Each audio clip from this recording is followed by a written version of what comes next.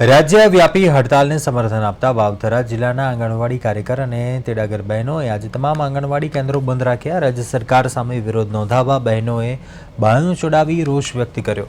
થરાદ ખાતે મોટી સંખ્યામાં કાર્યકરો એકત્ર થયા અને પગાર વધારો અમલમાં ન લાવવાના મુદ્દે વિરોધ કર્યો। હાઈકોર્ટ દ્વારા મંજૂર કરાયેલ પગાર વધારો રાજ્ય સરકાર દ્વારા ચૂકવવામાં ન આવતા અસંતોષ વ્યક્ત કરવામાં આવ્યો હતો। અમે આજે વાવથરા જિલ્લાની બહેનો કલેક્ટર સાહેબને આવેદન પત્ર આપવા માટે આવી છીએ।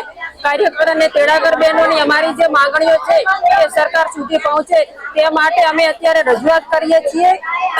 અમારી માંગણી એ છે કે અમારો હાઈકોર્ટનો ચુકાદો આવી ગયો છે અને તેનો અમલ થયો નથી તો અમલ કરવો અને કાર્યકરને 10 વર્ષના અનુભવના આધારે સુપરવાઇઝરમાં જે બઢતી આપવામાં આવતી હતી તે નિયમનો પાલન થાય અને આંગણવાડીમાં વધારાની કામગીરી બંધ કરવામાં આવે।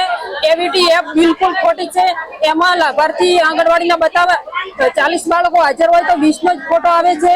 આવી એપો બંધ કરવી જોઈએ અને જે ફેસ કેપ્ચર છે અમે આંગણવાડીમાં પૂર્વ પ્રાથમિક શિક્ષણ ઉપર ભાર મૂકવો છે અમારે તો અમે બાળકોને એવું બધું વિતરણ કરવામાં અમારો સમય બરબાદ થાય છે અને અમારો પગાર પણ બિલકુલ ઓછો હોવાથી અમે અમુક અધૂરી કામગીરી ઘરે જઈને પૂરી કરીએ છીએ અને સરકારને કામગીરી સારી રીતે કરાવવી હોય તો અમને પૂરતું વેતન આપવું જોઈએ। આજે અમે થરાદમાં આંગણવાડીની તમામ બહેનો એકત્રિત થઈ છે।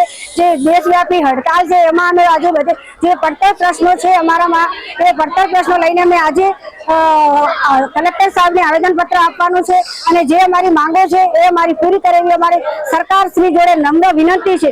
અમારી બહેનોને એ માંગ છે કે સરકારી કર્મચારી જાહેર કરો, વધારાની કામગીરી બંધ કરો અને માનદ વેતનમાંથી દૂર કરો। અમને સરકારીના કર્મચારીના તમામ લાભો પણ બહેનોને આપો। જો અમને કોઈ લાભ આપવામાં નહીં આવે અને અમારો પગાર વધારો નહીં થવામાં આવે તો અમારી હડતાલ સતત તારીખ પાસે ચાલુ થવાની છે। જ્યાં સુધી પગાર વધારો નહીં થાય ત્યાં સુધી અમારું આંદોલન ચાલુ રહેશે।